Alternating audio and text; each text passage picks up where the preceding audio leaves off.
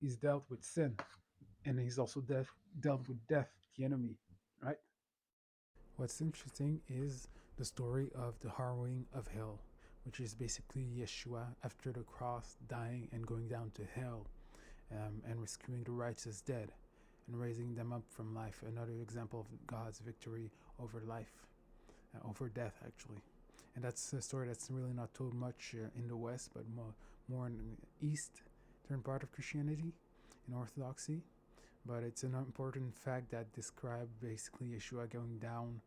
And there's even the Gospel of Nicodemus, what it's in Scripture, in the canonical books, in the non-canonical books, like the Gospel of Nicodemus. It goes more in details how Yeshua goes down.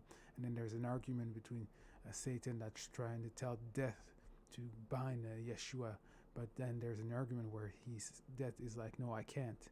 And then Yeshua comes, he busts down the gate of Hades, of death, and then he preaches the gospel, and then he brings out, the patriarchs and many of the righteous dead that were alive at that time, and he brings them out.